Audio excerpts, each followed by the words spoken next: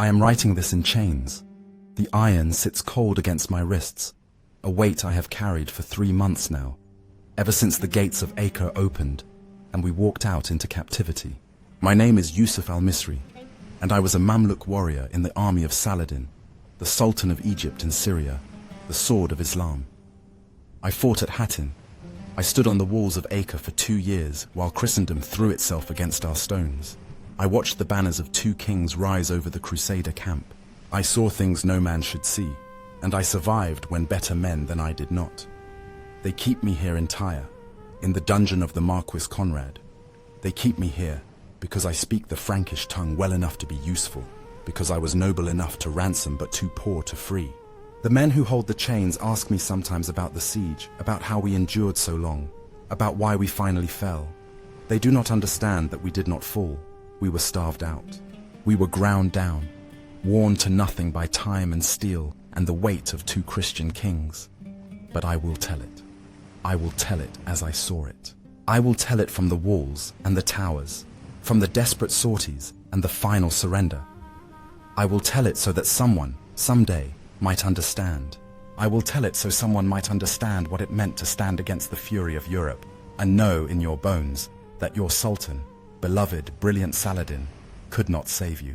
It began long before I arrived. The city of Acre, that jewel on the coast of Palestine, had been Crusader once, then Muslim after Saladin's great victory at Hattin. We had taken it with ease then, part of the flood that washed the Christians from Jerusalem itself. For 2 years it was ours, a port through which supplies flowed. Then Guy of Lusignan came. Guy, that failed king, that broken man who had lost his throne and his dignity at Hattin. He came with what remained of the Crusader forces. He laid siege to Acre in late summer of 1189. I remember hearing the news in Damascus, where I served in the Sultan's household cavalry. 7,000 francs, perhaps 9,000. A desperate gamble by a desperate man. We laughed. Acre's garrison was strong, its walls thick, and Saladin himself would never allow such presumption to stand. The Sultan marched within days. I was young then, 23 years of age, trained since childhood in the barracks of Cairo. As a Mamluk, I was slave-born, taken from my family in Egypt as a boy. I was raised to be a warrior for Islam. It was an honor, they told us, to be chosen for such service. We were taught to ride before we could write, to shoot the composite bow from horseback at full gallop, to wield lance and sword with the precision of a scribe's pen. We were the elite, the Sultan's own, and we believed, by Allah, we believed, that we were invincible. Saladin had proven it at Hattin, where the Christian knights fell in their hundreds, where their true cross was captured, where the kingdom of Jerusalem itself shattered like pottery dropped on stone. We reached Acre in early September, and I saw for the first time the strangeness of this siege. The Crusaders had dug in around the landward side of the city, their camp a sprawling maze of tents and trenches between the walls and the hills. But we, Saladin's army, we encircled them. A siege within a siege. The Franks besieged Acre, and we besieged the Franks. It should have been perfect. We should have crushed them between our forces and the garrison's defenders, ground them to nothing in a matter of weeks. I remember the optimism in our camp that first week, the certainty that this would be quick and glorious. The Sultan himself seemed confident, riding among us with words of encouragement, reminding us that these were the same Franks we had destroyed at Hattin, that their numbers were few and their supplies limited. On the 15th of September, or perhaps it was the 20th, the chroniclers argue over such things, and I was too busy fighting to count days. Saladin ordered the first great assault on the Crusader camp. I was part of the cavalry screen, positioned on the right flank as our infantry advanced. The morning broke grey and cool, unusual for that time of year, and I remember thinking it was a good omen that Allah had granted us relief from the brutal sun. The signal came, drums and trumpets, the sound rolling across the hills like thunder, and we charged. The earth shook beneath thousands of hooves. I gripped my lance, felt the familiar weight of my shield on my left arm, the mail hauberk heavy on my shoulders over the padded gambeson that would stop, I prayed, at least some of the Frankish arrows. We came at them from the east, driving hard toward their trench lines, and for a moment I thought we would break through, that the camp would collapse. Then the crossbows spoke. The Franks have a saying about the crossbow, that it is the weapon of cowards, that it requires no skill, that any peasant can kill a knight with it. They are not wrong. The bolts came in sheets, a rain of steel that tore through our front ranks like scythes through wheat.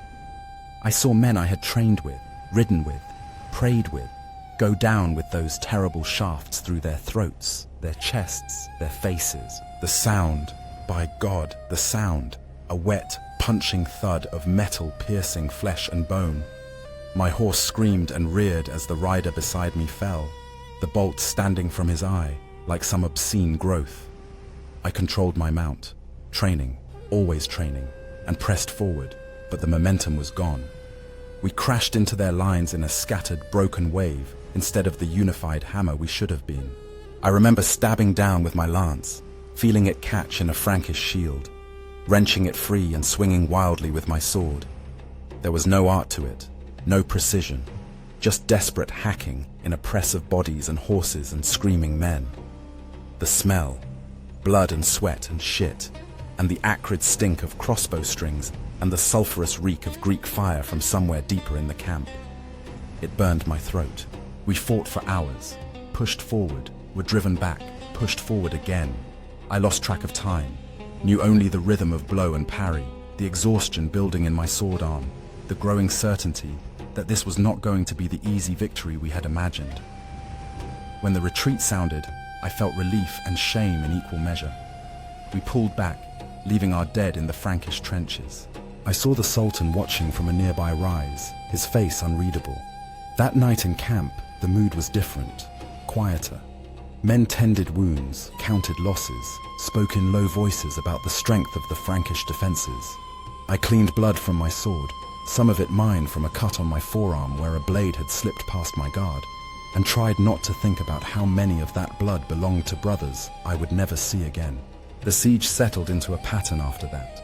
We would attack the Crusader camp, test their lines, try to break through to relieve the pressure on Acre's garrison, or cut off the Frankish supply lines from the sea. They would hold, absorb our attacks, bleed us slowly. Meanwhile, their own assaults on the city walls continued, and from our camp in the hills, I could hear the crash of their siege engines, see the smoke rising from fires inside the city. Weeks became months. Autumn came, then winter. I had never experienced such misery. The rains turned everything to mud, a thick, sucking morass that swallowed tents and supplies and hope. Disease swept through both camps, ours and theirs. I watched strong men waste away with fever, saw dysentery turn warriors into hollowed shells who died shitting blood in flooded latrines. The smell of the camps in winter, rotting flesh, human waste, wet wool, despair, it stays with me still. Supply became everything. The Crusaders received ships from Europe, from Cyprus, from Christian ports all along the coast. We tried to stop them, sent galleys to intercept, but the Frankish fleet was strong, and our own navy had never recovered from losses in earlier years. I watched from the hills as Crusader ships unloaded supplies in Acre's harbour, or tried to. The city garrison would sally forth in small boats, attempting to reach the ships, and sometimes succeeded. A desperate, deadly dance on the water. And we tried, by God and his prophet, we tried to break that siege. Saladin launched attack after attack through the winter and into spring. I rode in most of them. Each time we would form up thousands of cavalry and infantry and drive against the Crusader positions. Each time they would hold. Their camp was a fortress now, not just tents, but earthworks and wooden palisades, trenches deep enough to swallow a mounted man. They had learned from Hattin. They would not meet us in open battle where our mobility could tell. They made us come to them, to break ourselves against their prepared positions, and we could not do it. In the spring of 1190, I was assigned to a relief mission, attempting to get supplies into Acre itself. We gathered at night, 50 men with pack animals loaded with grain and salted meat and arrows. The plan was to slip along the coast, evade the Crusader patrols, and enter through a sallyport on the seaward wall. I remember the tension of that night, moving in silence, every sound amplified, the creak of leather, the jingle of tack, the breathing of men who knew they might die in the next hour. We made it. By some miracle or Allah's will, we made it through the Frankish lines and reached the city walls. The gate opened, just wide enough, and we slipped through into Acre. That was the first time I saw the truth of what the garrison endured. The city I had heard was strong and well supplied was a charnel house. Bodies lay in the streets, some from fighting, others from disease and starvation. The living were gaunt, hollow-eyed, moving like ghosts among the ruins. Buildings showed the scars of Crusader siege engines, collapsed roofs, shattered walls, great gouges in the stone where boulders had struck. The smell was worse than our camp, a concentrated reek of death and corruption. I spoke with the garrison commander, an emir named Karakush, a hard man with a scar across his face and eyes that had seen too much. He thanked us for the supplies with the weariness of a man who knows it is not enough, will never be enough. I asked him how long they could hold. He looked at me for a long moment before answering. "As long as the Sultan commands," he said, "until relief comes, or we are all dead. Which do you think will arrive first?" I had no answer. We stayed in Acre for 3 days, helping repair the worst damage to the walls, fighting off a Crusader assault that came with dawn on our second day there. I remember standing on the ramparts as they came, a tide of men in mail and surcoats, marked with crosses, carrying ladders and grappling hooks, their war cries rolling across the open ground. We met them with arrows and stones, poured boiling oil from the murder holes, pushed their ladders away from the walls. They came in waves, relentless, and we threw them back each time. I killed a man that day, a knight, I think, though it was hard to tell through the blood and the press of bodies. He reached the top of a ladder, hauled himself over the parapet, and came at me with a sword.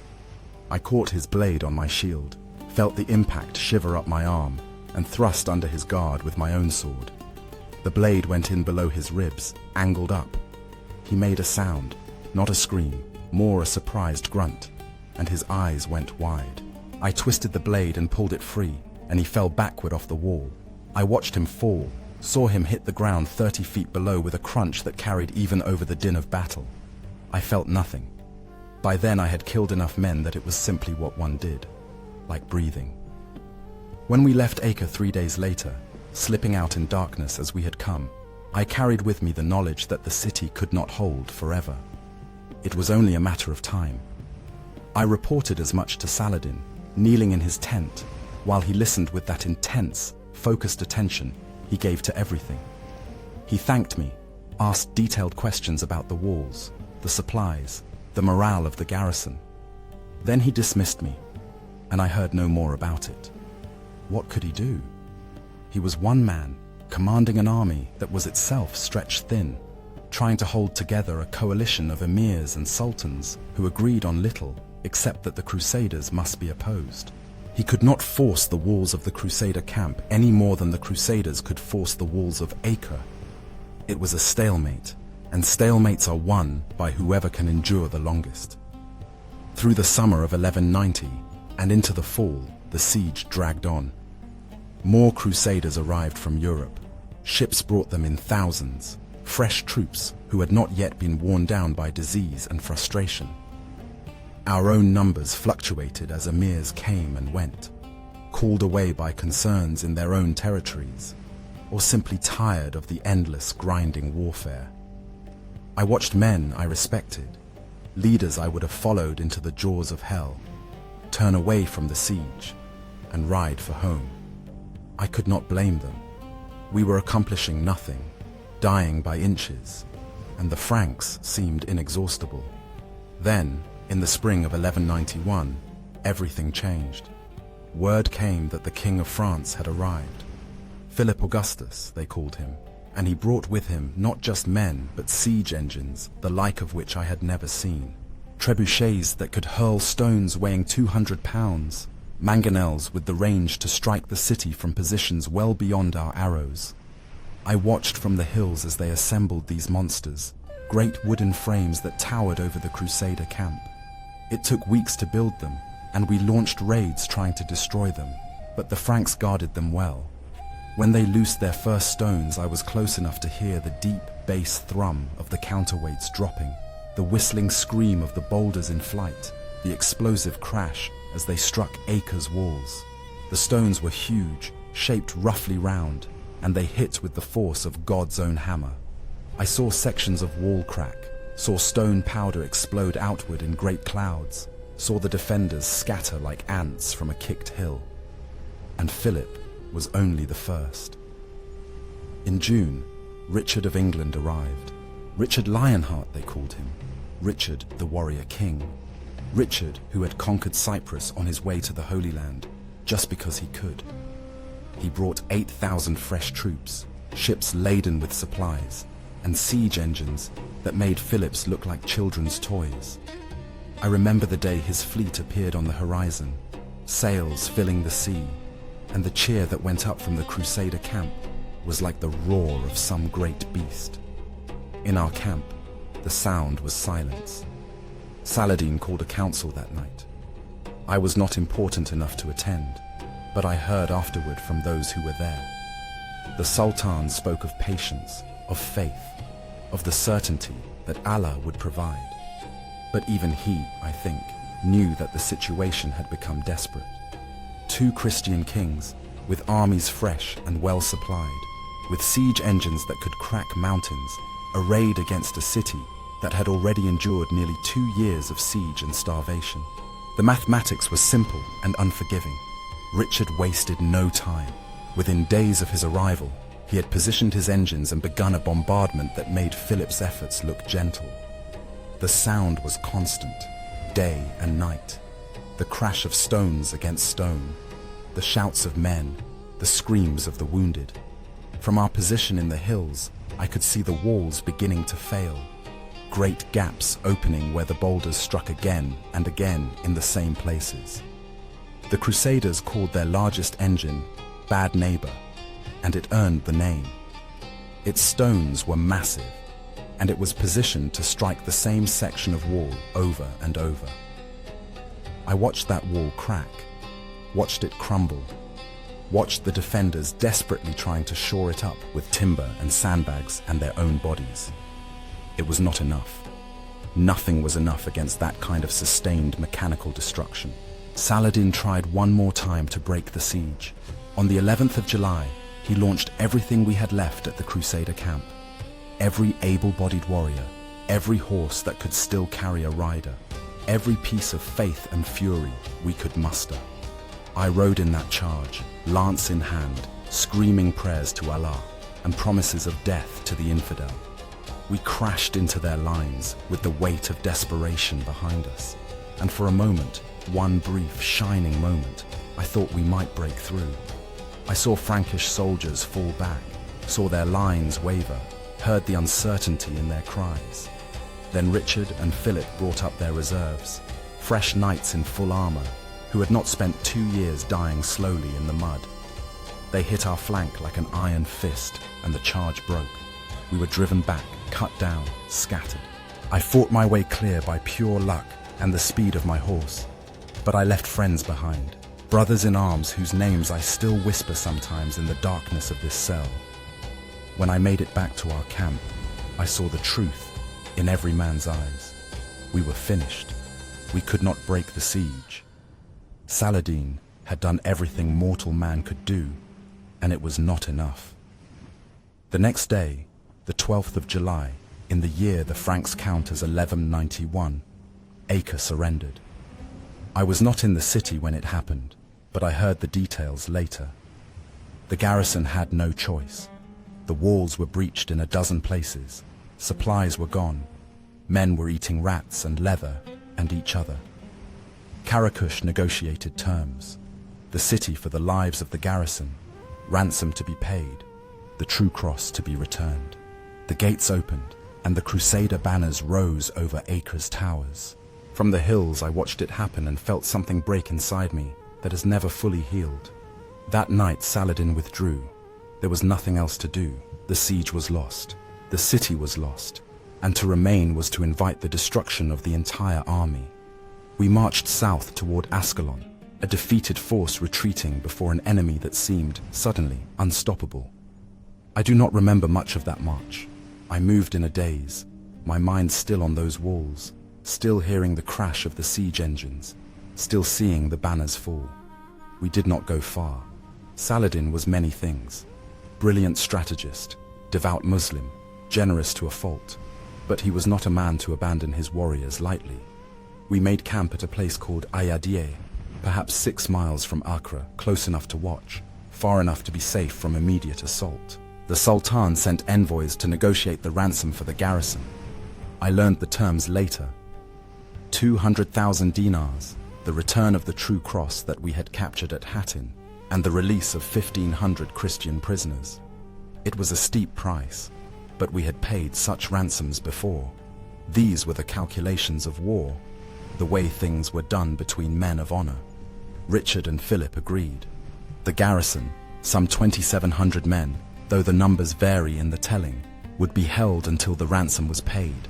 They were taken into captivity, marched out of Acre in chains, and I watched from a distance as men I had fought beside, men I had supplied during my time in the city, walked into Crusader hands.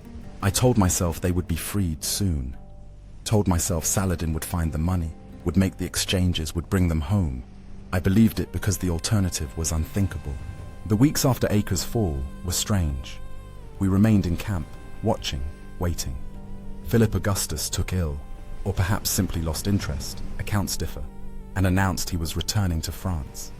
Half the Crusader army celebrated his departure. The other half seemed relieved. Richard remained, and that was enough.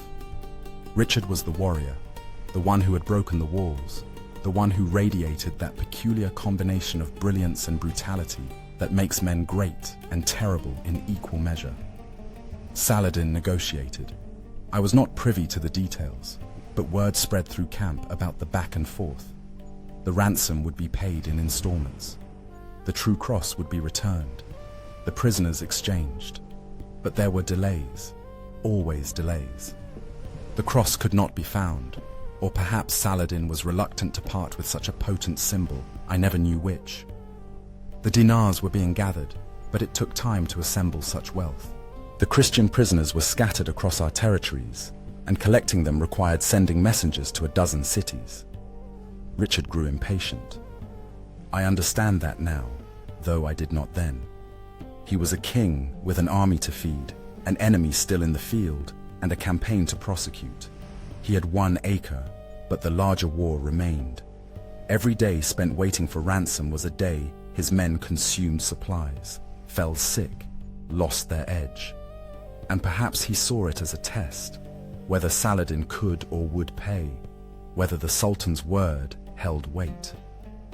On the 20th of August, nearly 6 weeks after the surrender, something broke. I do not know what. Perhaps a deadline passed. Perhaps Richard received news that displeased him. Perhaps he simply decided he had waited long enough.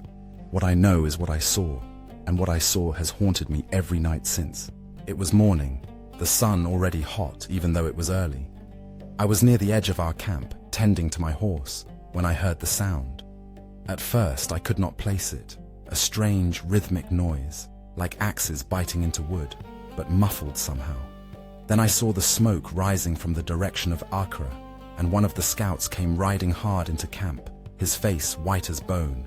"The prisoners," he said. "Richard is killing the prisoners." I did not believe him, could not believe him. Such things did not happen, not to men who had surrendered under terms, not to warriors who had been promised ransom. There are rules, even in war, especially in war between men who follow God and honor. I mounted my horse and rode toward Acre with a dozen others, driven by the need to see, to understand. We stopped on a rise overlooking the plain between our camp and the city. There, at the base of a hill the Franks called Ayadiyeh, they had gathered the prisoners. All of them. 2,700 men, bound hand and foot, kneeling in the dirt. Around them stood Crusader soldiers, men-at-arms in mail, with axes and swords, and archers with arrows nocked. I saw Richard himself, mounted on a great warhorse, watching from a distance. The prisoners were praying. I could hear them even from where I sat, the sound of the Shahada carrying on the wind. There is no God but God, and Muhammad is his messenger. Over and over, voices raised in that final testament of faith that every Muslim speaks in the moment of death. And then the killing began. It was systematic, methodical. Groups of 10 or 20 prisoners at a time, forced to their feet, made to kneel again, and then the axes fell. I cannot describe it. I will not torture myself with every detail, but I watched men I knew, men I had fought beside, cut down like animals for slaughter. The sound, the wet, meaty thud of blades on flesh and bone, the screams that rose and then were cut short, the prayers that grew more frantic and then stopped. The blood soaked into the pale dirt of that hillside until the ground itself seemed to bleed. It went on for hours. I sat on my horse and watched because I could not look away, because I felt that if they died, I owed them the witness of their death, that someone should see and remember. Men vomited around me. Others wept openly. Some rode back to camp, unable to bear it. I stayed. The Crusaders killed without pause, without mercy, without even the dignity of individual executions. They simply worked their way through the prisoners, group by group, until the hill was piled with bodies and the crows were already gathering. By some accounts, Bahar ad-Din, who was there with Saladin and recorded it all, even some of the Crusaders protested. Some of Richard's own men, sickened by what they were doing, hesitated or refused. But the king's will held, and the killing continued. When it was done, when the last prisoner had been struck down and the last prayer silenced, Richard gave orders to march. The Crusader army formed up and began moving south along the coast, heading for Yusuf and Jaffa, and eventually, we supposed, Jerusalem.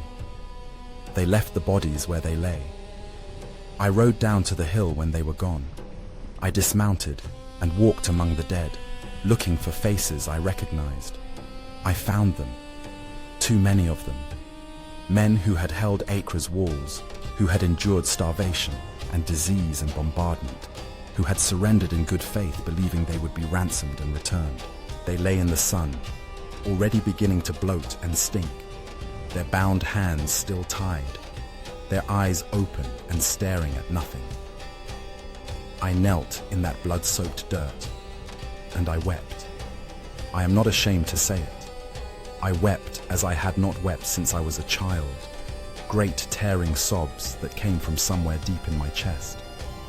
I wept for them, for the senselessness of it, for the violation of every law of war and honor and humanity. And I wept because I knew, in that moment I knew with perfect clarity, that this war would never end, not really, that the hatred between Christian and Muslim had been burned too deep, written in too much blood to ever be fully erased. Saladin's response was swift. Within days he gave orders to execute the Christian prisoners we held. I was not part of those killings. I was spared that, at least, but I heard about them. It was retaliation, tit for tat, the ancient logic of blood for blood. It made sense, I suppose, in the brutal arithmetic of war, but it sickened me nonetheless. We had become what we claimed to oppose. The next weeks blurred together. Richard marched south, and we shadowed him, harrying his flanks, cutting off stragglers, trying to slow his advance without engaging in the kind of pitched battle we knew we would lose. Saladin was brilliant at this kind of warfare, the feint and withdrawal, the strike and fade, the patient erosion of an enemy's will. But Richard was patient too, and disciplined, and he kept his army together through skill and force of personality. We met them at Yusuf on the 7th of September. I was there, in the cavalry on the left wing, and I watched as we threw everything we had at the Crusader column. For a time I thought we might break them. Our horse archers swept in close, loosing arrows into their flanks, retreating before they could respond. Our infantry pressed their rear guard, forcing them to halt and form up. It should have worked. It had worked before, at Hattin, at a dozen smaller engagements. But Richard had learned from Hattin. He kept his knights under tight control, refused to let them charge out of formation no matter how we provoked them. His crossbowmen took a steady toll on our cavalry. His men-at-arms held firm even under repeated assault. And then, when he judged the moment right, he unleashed his heavy cavalry in one massive, coordinated charge. I have faced cavalry charges before. I have been in cavalry charges. But I have never seen anything like what the Frankish knights did that day. They came in a line, lances leveled, the earth shaking under their war horses, and they hit our infantry like the wrath of an angry god. Men simply disappeared, crushed under hooves or impaled on lances or trampled into the dirt. Our formation broke. It simply came apart, men fleeing in every direction, unit cohesion dissolving into panic. I was on the flank and escaped the worst of it, but I saw enough. I saw Richard himself in the thick of it, that red-gold hair unmistakable, his sword rising and falling with mechanical precision. The man fought like something out of legend, like the heroes of old stories, and in that moment, I understood why men followed him. We retreated. Again. It was becoming a pattern. Fight, lose, retreat, regroup. Saladin held us together through sheer force of will and the loyalty men bore him. But the army was eroding. Emirs departed for their own lands. Common soldiers slipped away in the night. Even among those who remained, I saw the doubt creeping in, the whispered questions about whether we could actually win this war. The Crusaders pushed on toward Jaffa, took it after a brief siege. Richard fortified the city, established a base of operations, and prepared to march on Jerusalem. We shadowed him still, but we were a ghost of the army that had stood outside Acre. And I was lost. Not physically. I knew where I was, knew my duties, performed them with the automatism of long training. But inside, in the place where faith and certainty had once lived, there was only emptiness. I had watched the slaughter at Ayyadiyeh, and something in me had broken. I no longer knew what we were fighting for. Revenge, pride, God's will? It all seemed hollow. A game played by kings and emirs, while common men died in the dust. In late September, we were on patrol near Jaffa, a small unit tasked with watching the Crusader movements and reporting back. We rode too close, or perhaps we were simply unlucky. A Frankish patrol spotted us, gave chase, and we ran. My horse stumbled, stepped in a hole, I think, though it happened so fast I cannot be sure. I went down hard, the world spinning, and when I tried to rise, a crossbow bolt took me in the thigh. The pain was extraordinary, a white-hot spike that seemed to pierce through my entire body. I fell again and could not rise. My companions rode on. I do not blame them. There was nothing they could do, and the Franks were on me moments later. I expected them to kill me. Prayed for it, honestly, because the pain was so intense I thought I would go mad. But they did not. They bound my wound, roughly but effectively enough to stop the bleeding, and took me captive. I learned later that I had been fortunate in my misfortune. The patrol was led by a knight who believed in ransom over execution, and I was clearly wealthy enough from my armor and weapons to be worth something. They took me to Jaffa, threw me in a cell, and there I stayed while my legs slowly healed. The wound did not kill me, though it might have been kinder if it had. I lay in that cell for weeks, burning with fever, delirious with pain, tended occasionally by a Frankish surgeon who spoke no Arabic and treated me with the rough efficiency of a man working on livestock. I drifted in and out of consciousness, and in my lucid moments I thought about Acre, about the prisoners on that hill, about everything that had brought me to this place. When I could finally stand again, walk again, they moved me to better quarters. Not luxury by any means, but cleaner, with a window that let in light and air. It was there that I learned I had been sold to Conrad of Montferrat, the Marquis of Tyre, who collected useful prisoners the way other men collect coins. Conrad needed translators, needed men who understood both Christian and Muslim ways, needed intelligence about Saladin's movements and intentions. I became one of his tools. I will not claim I resisted. I was broken in body and spirit, and when they offered me better treatment in exchange for cooperation, I took it. I am not proud of that, but I'm also not sure I would choose differently if I could live it again. Survival is its own imperative, stronger than faith or honor or pride. And so I sit here, in this cell in Tyre, and I write this account. Conrad's scribes bring me parchment and ink, and I record what I saw, what I know, what I remember. They think I am giving them intelligence, insights into Saladin's strategy, and the disposition of Muslim forces. Perhaps I am, but mostly I am trying to make sense of it all, to find some meaning in the chaos and blood and suffering. Outside, the war goes on. I hear news occasionally. Richard marched to within sight of Jerusalem, but did not attack it, turned back, negotiated a peace. Saladin holds the holy city. The Crusade, for all its fury and violence, achieved only the reconquest of a coastal strip. Acre remains in Christian hands, a dagger pointed at the heart of Palestine. But Jerusalem, the prize that both sides claim to fight for, remains beyond Christendom's reach.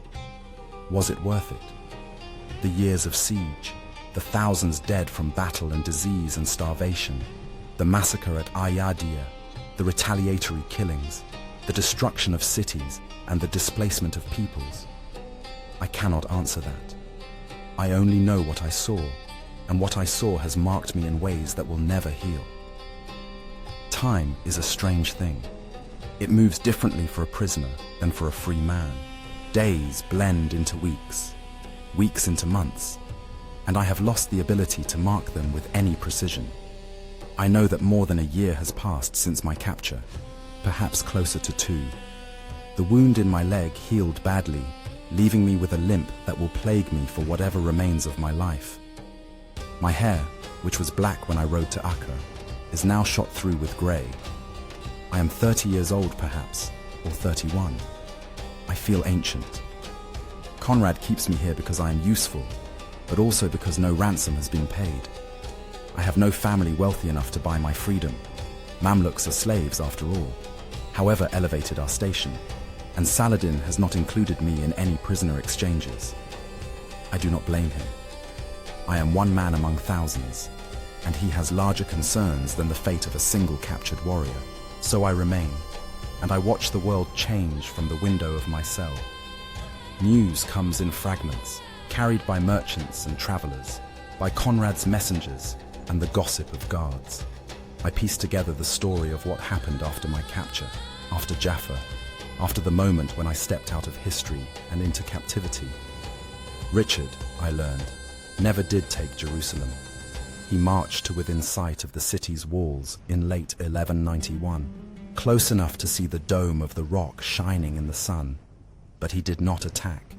The logistics were impossible, they said, his supply lines too extended, his army too depleted by casualties and disease, the certainty that even if he took the city, he could not hold it against Saladin's counterattack. So he turned back, withdrew to the coast, to the cities he had won, and tried to consolidate his gains. The war dragged on for another year. Skirmishes and raids, negotiations and betrayals. Richard won battles. He was always winning battles. That man seemed incapable of losing when he actually fought. But he could not win the war. And Saladin, for all his genius, could not drive the Crusaders into the sea. It was stalemate, the same stalemate that had defined the Siege of Acre, writ large across the whole of Palestine. In September of 1192, Richard and Saladin finally made peace. The Treaty of Jaffa, they called it, or sometimes the Treaty of Ramla. The terms were simple enough. The Crusaders would hold the coastal strip from Tyre to Jaffa. Christians would have the right to visit Jerusalem as pilgrims, and both sides would refrain from major military operations for 3 years. It was, in essence, an agreement to stop killing each other quite so enthusiastically. Not peace, exactly, but the absence of open war. I heard that Richard wept when the treaty was signed, that he had come so far and shed so much blood only to leave Jerusalem in Muslim hands. I do not know if that is true. Men make up stories about kings, and Richard was the kind of man who attracted stories the way corpses attract flies. But I choose to believe it, because it makes him more human, and I need to believe that the man who ordered the massacre at Ayadia was still, in some way, human. Richard left Palestine in October of 1192. I was still in Tyre when his fleet sailed, and I went to the window of my cell to watch the ships disappear over the horizon. I felt nothing, no relief that the enemy was leaving, no grief that the war was over, just emptiness, that same hollowness that had lived in my chest since Ayadia. I learned later, much later, that Richard never made it home. He was captured in Austria on his return journey, held for ransom by the Holy Roman Emperor. The irony is so sharp, it cuts. The man who had refused to honor the ransom terms for Acre's garrison was himself held hostage, his freedom bought with English gold. He was eventually released, returned to England, and died a few years later from a crossbow wound at some petty siege in France. Killed by the same weapon he had used to such devastating effect against us. God has a sense of humor, it seems. Saladin died too. March of 1193, less than 6 months after the treaty was signed. Fever took him in Damascus, the same city where I had first joined his army all those years ago. I wept when I heard. Whatever bitterness I felt about Acre, about the war, about everything we had endured, Saladin himself I could not hate. He had been a good man trying to do an impossible thing, to unite the Muslim world, to reclaim the Holy Land, to stand against the tide of European aggression. That he failed was not for lack of trying, not for lack of skill or courage or faith. Some things are simply beyond mortal reach, no matter how brilliant the mind or strong the will. With Saladin gone, his empire began to crack. His sons and brothers and nephews fought over the inheritance, carving up his domains into squabbling kingdoms. The unity he had forged dissolved like salt in water. I suppose that is the way of empires. One man builds, and lesser men tear down. The Third Crusade ended not with a bang, but with a whimper. Both sides too exhausted to continue. Both sides claiming victory, neither side having achieved its goal. The Christians held the coast, but not Jerusalem. The Muslims held Jerusalem, but not the peace. And thousands upon thousands of men, Christian and Muslim alike, lay dead in the dirt of Palestine, their bones bleaching under the sun that cared nothing for their faith or their flags. I was finally ransomed in 1194, not by Saladin, he was dead, but by one of his successors who was consolidating power and saw value in goodwill gestures toward captured Mamluks. Conrad of Montferrat was dead too by then, assassinated by the assassins. A peculiar kind of justice, I suppose, that the Marquis who trafficked in prisoners died by the blade. His widow, Isabella of Jerusalem, married another Crusader lord, and the whole tangled web of Levantine politics spun on without pause. When I walked out of that cell in Tyre, blinking in the sunlight, I was a different man from the one who had ridden to Acre 5 years earlier. I limped now. My hair was grey. My hands shook sometimes, particularly when I slept poorly or dreamed of that hill outside Acre where the axes fell. I had lost faith, not in God exactly, but in the certainty that God cared about our wars, our causes, our righteousness. I returned to Damascus, to the barracks where I had trained as a boy. They welcomed me as a hero, as a survivor of the great siege, as a warrior who had stood against 2 Christian kings and lived to tell of it. I accepted their praise because it was easier than explaining the truth. The truth was that I was hollow, that I had watched better men than I die for nothing, that I had seen the rules of war and honor shattered on a hillside in August, and I could never unsee it. I served in the army for a few more years, but my heart was not in it. I went through the motions, trained younger soldiers, participated in minor campaigns against bandits and rebels, but I could not bring myself to care about it, not the way I had once cared. In 1197, I retired. Such a thing was rare for a Mamluk. We were supposed to serve until we died or became too old to fight, but my leg gave me an excuse, and perhaps my commanders saw in my eyes that I was already gone. They granted me a small pension, enough to live on, and I took a house in Damascus, not far from the great mosque. I live there still. I am writing this now, in the year the Christians called 1203, 12 years after the fall of Acre, 10 years after Saladin's death. I am 42 years old, and I feel like I am 80. My leg pains me constantly, especially when the weather turns cold. I sleep poorly, and when I do sleep, I dream. Always the same dreams, the walls of Acre crumbling under the impact of those massive stones, the faces of men I knew as they walked into captivity, the sound of axes on the hill at Ayadie. I wake in darkness, my heart racing, and I lie still until the dawn comes and drives the memories back into whatever corner of my mind they inhabit during the day. I pray 5 times daily, as I have always done. I fast during Ramadan. I give alms to the poor. I perform all the outward forms of faith, and I do them sincerely, or as sincerely as I am capable. But I no longer believe that God takes sides in our wars. I think God watches, perhaps with sorrow, perhaps with indifference, as we slaughter each other in His name.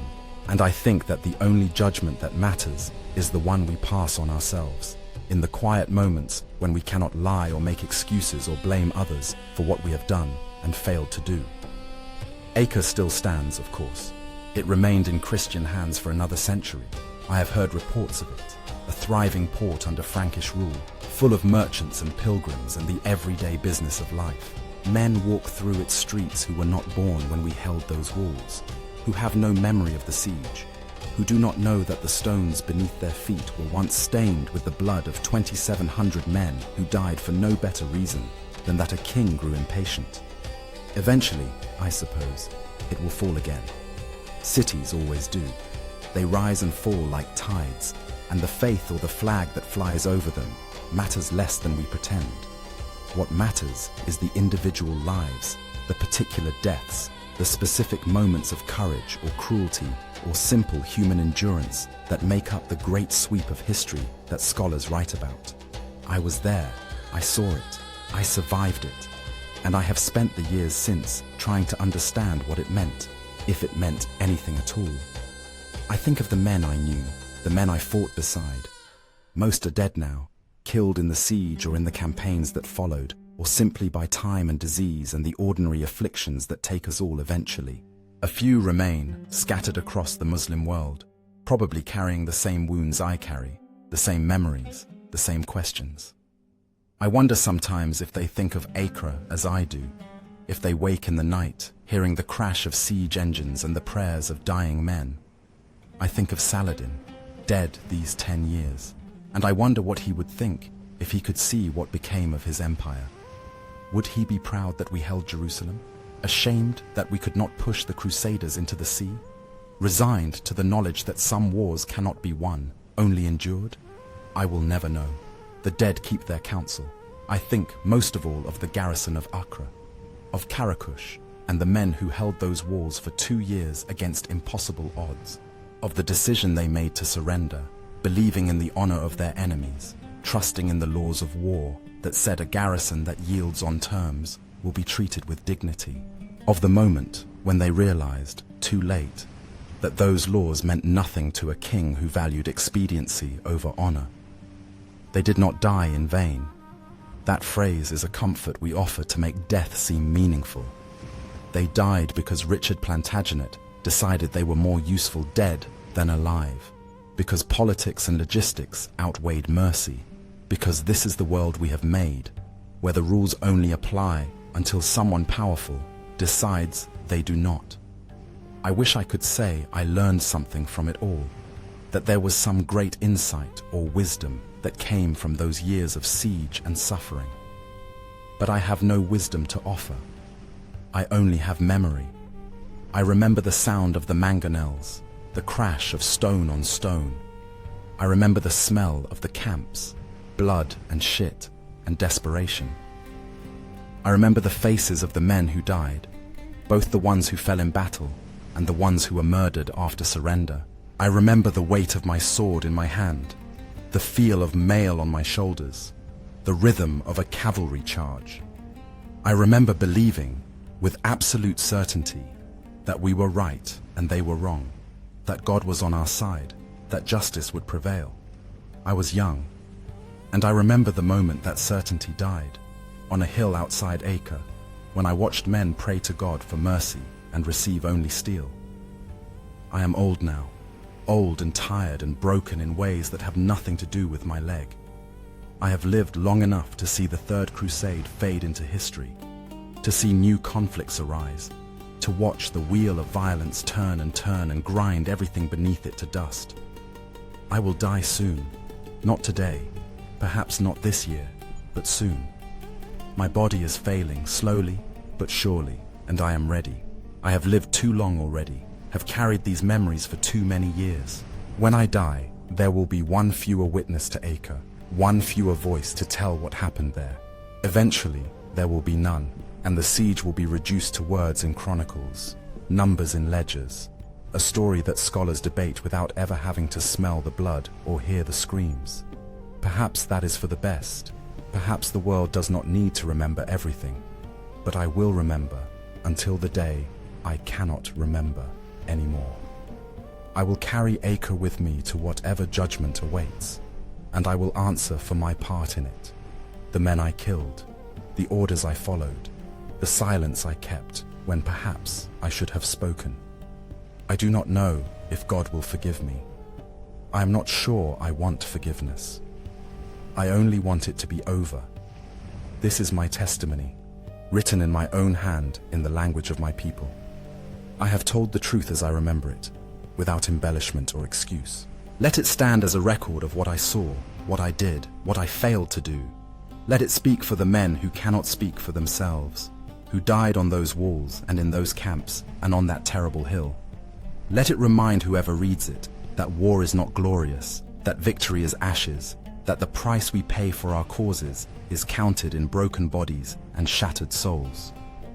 I was Yusuf al-Misri, Mamluk warrior in the army of Saladin.